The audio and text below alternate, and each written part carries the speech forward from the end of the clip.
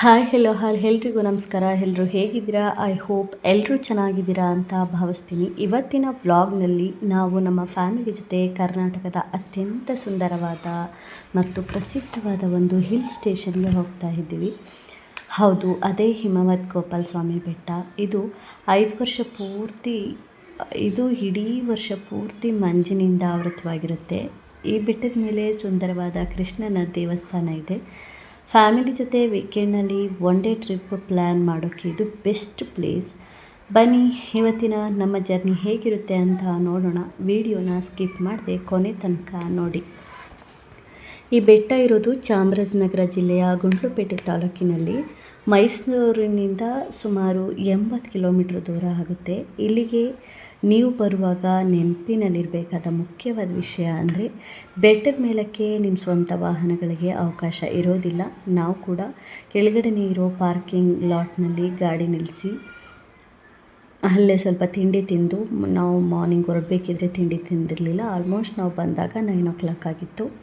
ಅಲ್ಲೇ ತಿಂಡಿ ತಿಂದು ಅಲ್ಲಿಂದ ಸರ್ಕಾರಿ KSRTC ಬಸ್ ಹತ್ತಿ ಆಮೇಲೆ ಹೋಗ್ತಾ ಇದ್ದೀವಿ. ಬಸ್ ಜರ್ನಿ ಅಂತೂ ತುಂಬ ಸೂಪರ್ಬಾಗಿತ್ತು.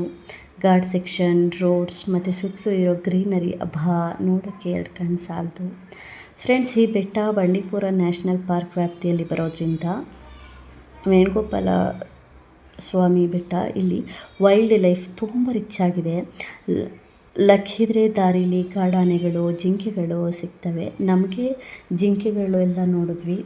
ಇಲ್ಲಿನ ವಾತಾವರಣ ನೋಡಿ ಎಷ್ಟು ತಂಪಾಗಿದೆ ಅಂತಂದರೆ, ನೀವು ನೋಡ್ತಾ ಇರ್ಬೋದು ಎಷ್ಟು ತಂಪಾಗಿ ಕಾಣಿಸ್ತಾ ಇದೆ ಅಂತ.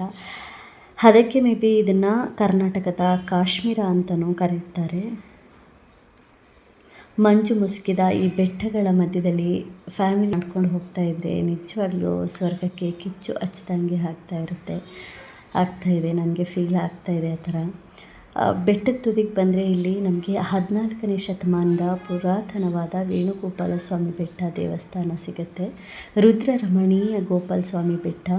ಒಮ್ಮೆ ಭೇಟಿ ಕೊಡಿ. ಇಲ್ಲಿನ ಗರ್ಭಗುಡಿಯ ಒಳಗಡೆ ಇರೋ ಶ್ರೀಕೃಷ್ಣನ ವಿಗ್ರಹ ತುಂಬ ದೈವಿಕವಾಗಿದೆ. ಕೃಷ್ಣ ಇಲ್ಲಿ ಕೊಳಲು ನುಡಿಸೋ ಭಂಗಿಯಲ್ಲಿ ಕಾಣಿಸ್ತಾನೆ. ಹಾಗೆಯೇ ದೇವಸ್ಥಾನದ ಒಳಗಡೆ ಕ್ಯಾಮ್ರಾ ಏನು ತೊಗೊಂಡು ಹೋಗುವಾಗಿಲ್ಲ, ಹಾಗಾಗಿ ನಾನು ಹೊರಗಡೆ ವ್ಯೂ ಮಾತ್ರ ತೋರಿಸ್ತಾ ಇದ್ದೀನಿ.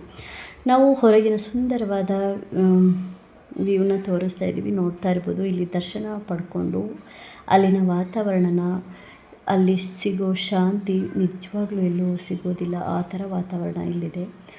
ನಮ್ಮ ಫ್ಯಾಮಿಲಿಗಂತೂ ಈ ಒನ್ ಡೇ ಟ್ರಿಪ್ ತುಂಬ ಮೆಮೊರಬಲ್ ಆಗಿತ್ತು. ನೀವು ಕೂಡ ನಿಮ್ಮ ಪ್ಯಾರೆಂಟ್ಸ್ ಜೊತೆ ಅಥವಾ ಫ್ಯಾಮಿಲಿ ಜೊತೆ ಅಥವಾ ಇನ್ನು ಬೆಸ್ಟ್ ಅಂದರೆ ಫ್ರೆಂಡ್ಸ್ ಜೊತೆ ಒಳ್ಳೆ ಜಾಗಕ್ಕೆ ಹೋಗಬೇಕು ಅಂತ ಏನಾದರೂ ಅಂದ್ಕೊಂಡಿದ್ರೆ ಖಂಡಿತ ಹಿಮವದ್ ಗೋಪಾಲ ಸ್ವಾಮಿ ಬೆಟ್ಟಕ್ಕೆ ಒಮ್ಮೆ ಭೇಟಿ ಕೊಡಿ. ನಿಜವಾಗ್ಲೂ ಖುಷಿ ಪಡ್ತೀರಾ. ನಾವು ಹೋದಾಗ ಅಷ್ಟು ಮಂಜಿರಲಿಲ್ಲ, ಬಟ್ ಹೋಗಿ ನಾವು ಎಲ್ಲರೂ ನಿದ್ದೆ ಮಾಡಿಬಿಟ್ಟಿದ್ರು. ಹಾಗೆ ಆನ್ ದಿ ವೇ ಹೋಗ್ತಾ ಅಲ್ಲೊಂದು ಹೋಟೆಲಲ್ಲಿ ಇನ್ನೇನು ಊಟ ಟೈಮ್ ಆಗಿತ್ತು ಅಂತ ಹೇಳಿ ಅಲ್ಲೇ ಹೋಟೆಲಲ್ಲಿ ಊಟ ಮಾಡಿಕೊಂಡು ಹೋದ್ವಿ.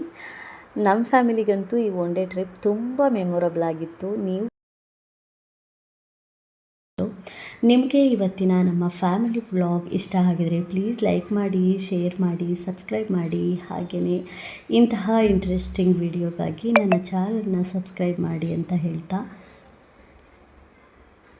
ಈ ವ್ಲಾಗ್ನ ಇಲ್ಲಿಗೆ ಸ್ಟಾಪ್ ಮಾಡ್ತಾಯಿದ್ದೀನಿ. ಮುಂದಿನ ವ್ಲಾಗಲ್ಲಿ ಸಿಗೋಣ. ಅಲ್ಲಿವರೆಗೂ ಬಾಯ್ ಬಾಯ್, ಟೇಕ್ ಕೇರ್.